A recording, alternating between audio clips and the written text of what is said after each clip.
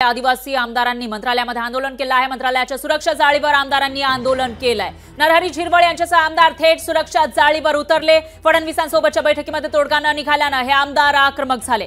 धनगर समाजाच्या एसटी मधून आरक्षण देण्यास आमदारांचा विरोध आहे, तर आंदोलक आमदारांना पोलिसांनी सुखरूप बाहेर काढलंय।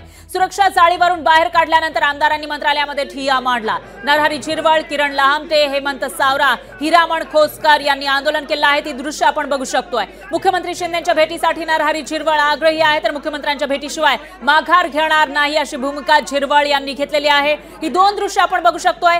मंत्रालयामध्ये जाळी लावलेली आहे सुरक्षेसाठी आणि आता स्वतः आतापर्यंत सामान्य लोक या जाळीवर उतरून आंदोलन करत होते किंवा काही जणांनी इथून उड्या मारल्यानंतर इथं जाळी लावण्यात आली होती आणि आता थेट आमदार, तेही सत्ताधारी आमदार या जाळीवर उतरलेले पाहायला मिळाले। त्यांनी आंदोलन केलं आहे। धनगर समाजाचा एसटी मध्ये समावेश करू नये अशी मागणी करत हे आमदार आक्रमक झाले। त्यांनी मंत्रालयातील जाळीवर उतरून आंदोलन केलं। तेव्हाची दृश्य आपण लोकशाही मराठीच्या माध्यमातून बघू शकतोय। सुरक्षा जाळीवर सत्ताधारी आमदार उतरून आंदोलन करत होते, त्यावेळेला पोलिसांनी त्यांना बाहेर काढलं आणि यानंतर आमदार पुन्हा आक्रमक झाल्याचं दिसून आलं आहे। त्यांनी इथं ठिय्या मांडलेला आहे मंत्रालयामध्ये। तर फडणवीस उपमुख्यमंत्री यांच्यासोबत बैठक झाली होती, पण त्याच्यामध्ये तोडगा न निघाल्यानं हे आमदार आक्रमक झालेत आणि मुख्यमंत्री शिंदेंसोबत बैठक व्हावी, त्यांच्यासोबत चर्चा केली पाहिजे अशी मागणी नरहरी झिरवळ करताना दिसून येत आहेत। तर या भेटीसाठी ते आग्रही असल्याचं कळतंय आणि मुख्यमंत्र्यांच्या भेटीशिवाय माघार घेणार नाही असा आक्रमक पवित्रा झिरवळ यांनी घेतलाय।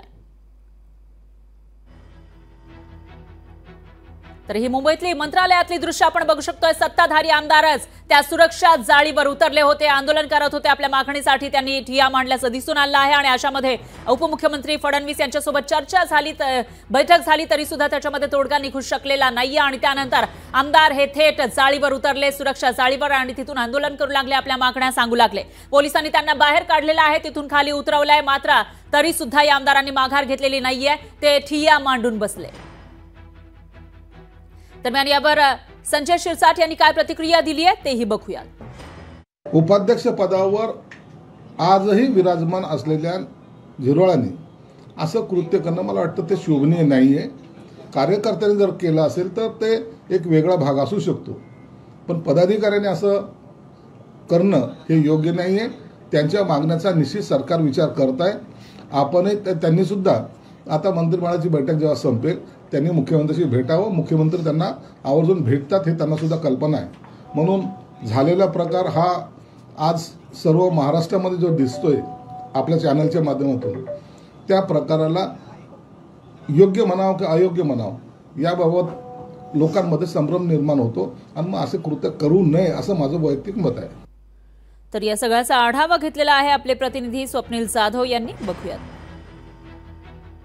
नरहरी झिरवळांना उडी घ्यावी लागते, जाळीवरती वाचलेले आहेत, तुम्ही ती प्रिकॉशन घेतलेली आहे, मात्र ही वेळ का निर्माण होते? आंदोलन करणं हे योग्य आहे, समाजासाठी केलं पाहिजे, आदिवासीसाठी केलं पाहिजे, परंतु पदावर असताना अशा पद्धतीने आंदोलन करणं मला वाटतं योग्य नाही। पक्षाचा नेता जेव्हा उपमुख्यमंत्री आहे त्यांच्याशी बोलून जर आपण चर्चा जर केली असती तर मला वाटतं बरं झालं असतं।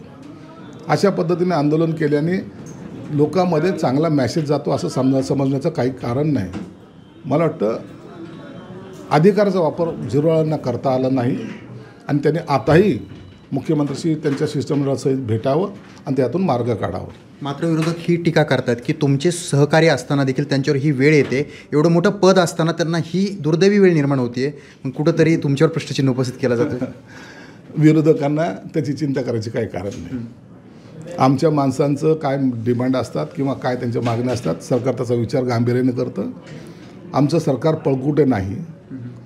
40 वर्ष तुम्ही जे काही लोकांना दिलं नाही ते द्यायचं काम हे सरकार करतं, हे लोकांना माहिती आहे। हो, हे सरकार सर्वसामान्यांच्या पाठीशी आहे। ही जेव्हा कॉन्फिडन्स निर्माण झाला आहे त्या टायमाला या आंदोलकांचा जोर या सरकारकडे आहे, आमच्या मागण्याकडे लक्ष द्या, आणि मला वाटतं हे पॉझिटिव्ह सिग्नल आहेत, याला निगेटिव्ह आम्ही घेत नाहीत। आपल्यासोबत आमदार तथा प्रवक्ते संजय शिरसाट होते, त्यांनी सविस्तर जर चर्चा केली असती तर हा मुद्दा मार्गी लागला असता, अशा प्रकारचं विधान त्यांनी केलेलं आहे।